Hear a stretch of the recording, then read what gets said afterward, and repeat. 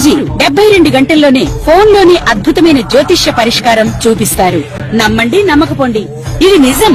శ్మశాన కాళి రుద్ర చౌడీదేవి ఆరాధకులు నంబర్ 1 వశీకరణ specialist.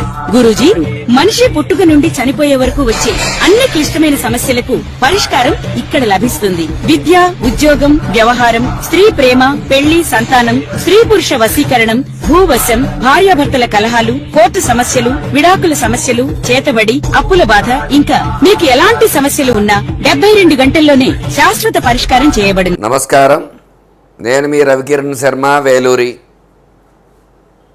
April నెలలో ద్వాదశ రాశులు ఏ రకంగా ఉండబోతున్నాయి, ఏ రాశులకి ఏ సంచారాలు జరుగుతున్నాయి, గ్రహ సంచారం ఎలా ఉంది అనే విషయాన్ని బట్టి 12 రాశుల వారికి కూడా ఈ ఏప్రిల్ నెలలో ఎలా ఉండబోతోంది, ఎలాంటి అనుకూలతలు ఉన్నాయి, ఎలాంటి ప్రతికూలతలు ఉన్నాయి, ఎవరు ఎలాంటి పూజలు చేసుకోవాలి, ఎలాంటి హోమాలు చేసుకోవాలి, ఎలాంటి జపతపాలు చేసుకోవాలి అనే విషయాన్ని గురించి తెలియజేయడం జరుగుతోంది.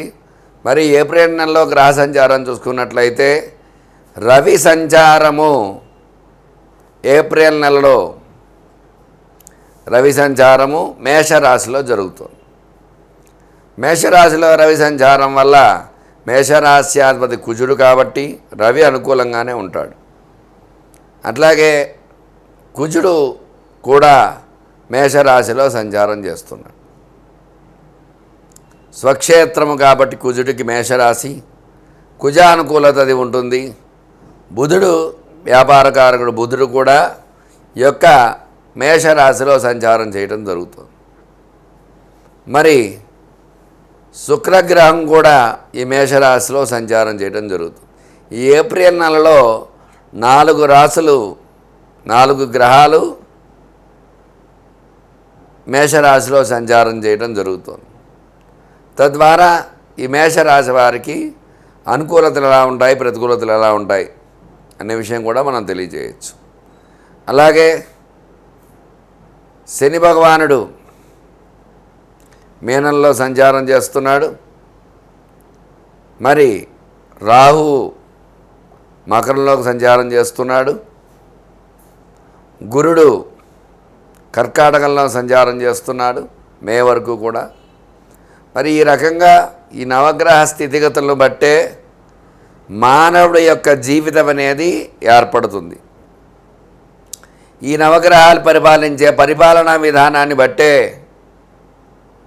మనకి ఏ రకంగా ఉండబోతోంది, ఏ రాశి వారికి ఏ ఫలితాలు జరుగుతాయి అనే విషయం క్షుణ్ణంగా చెప్పగలుగుతాం. అయితే ఈ సంవత్సరము పరాభవ నామ సంవత్సరం.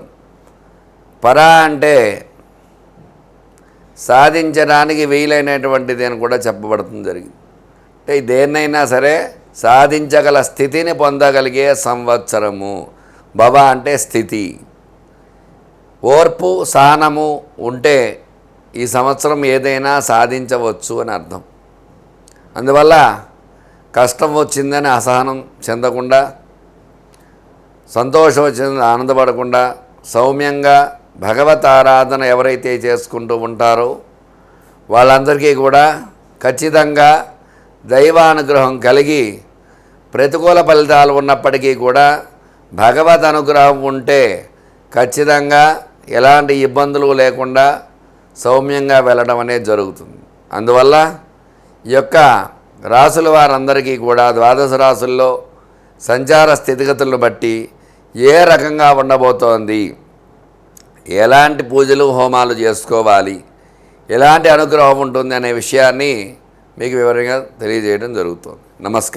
నమస్కారం. సింహరాశి వారికి ఈ ఏప్రిల్ నెల ఏ రకంగా ఉండబోతోంది, ఎలాంటి అనుకూలతలు ఉన్నాయి, ఎలాంటి ప్రతికూలతలు ఉన్నాయనే విషయాన్ని చెప్పడం జరుగుతోంది. సింహరాశి అధిపతి రవి మేషంలో సంచారం చేయడం,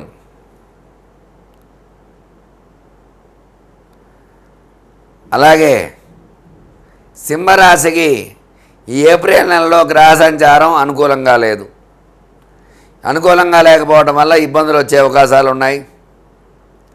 వ్యయంలో గురు సంచారం జరగడం వల్ల పనులు ప్రతికూలంగా జరుగుతూ ఉంటాయి. వ్యాపార రంగంలో నష్టాలు చవిచూడవలసి వస్తుంది. పెట్టుబడులు పెరుగుతూ ఉంటాయి. రుణ బాధలు పెరుగుతాయి. స్టాక్ మార్కెట్లో స్టాక్స్ పెట్టుబడులు పెడతారు కానీ ఇబ్బందులు పడుతూ ఉంటారు స్టాక్స్ పెరగకపోవడం వల్ల. రియల్ ఎస్టేట్ రంగం అంతంత మాత్రంగా ఉంటుంది ఈ నెలలో. అలాగే సినీ పరిశ్రమలో సినిమా హిట్ అవుతుంది అనుకున్న సినిమా కాస్త ఫ్లాప్ అయ్యే అవకాశాలు ఉంటాయి. సినీ పరిశ్రమ కూడా జాగ్రత్తగా ఉండాలి. రుణ బాధలు పెరుగుతాయి. వివాహ ప్రయత్నం చేసేవారికి ఈ నెల నిరాశాజనకంగా ఉంటుంది. సంతాన ప్రయత్నం చేసేవారు ఈ నెలలో కూడా నిరాశాజనకంగా ఉంటుంది. శుభవార్తలు వినే యోగాలు తక్కువగా ఉంటాయి. అలాగే విద్యార్థులకి విద్య చదివినప్పటికీ కూడా గురుబలం తక్కువగా ఉండడం వల్ల జ్ఞాపక శక్తి మందగించడము, పరీక్ష ఉన్నత శ్రేణి అనుకున్న రీతిలో పాస్ అవ్వకపోవడం ఇలాంటి ఇబ్బందులు జరుగుతాయి. అట్లాగే ఉద్యోగ ప్రయత్నం చేసేవారికి ఉద్యోగంలో ప్రమోషన్స్ రాకపోదుగా డిమోషన్స్ వచ్చే అవకాశాలు ఉంటాయి.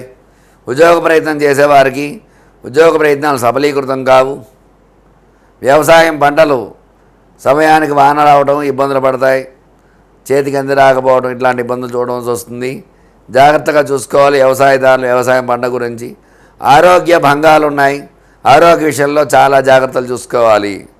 మొత్తం మీద చూసుకున్నట్లయితే ఈ రాశి వారికి అనుకూలతల కంటే కూడా ప్రతికూలతలు ఎక్కువగా ఉన్నాయి కాబట్టి వీళ్ళు విశేషముగా గురుబలం కోసం గురుడికి జపం చేయించుకోవటము, అలాగే అష్టమ శని వల్ల ఇబ్బందులు ఉన్నాయి. అష్టమ శని వల్ల శనికి జపం చేయించుకోవటము, ఎందుకంటే శనికి రవి శత్రువు కాబట్టి ఖచ్చితంగా ఇబ్బందులు ఉంటాయి. కాబట్టి ఆరోగ్య విషయంలో శనికి జపం చేసుకోవటము, అట్లాగే రాస్యాధిపతి రవి కాబట్టి ఆదివారం నాడు గోధుమలు దానం ఇవ్వటము ఇట్లాంటివి చేయటం ద్వారా అనుకూలతలు వచ్చే అవకాశాలు ఉన్నాయి.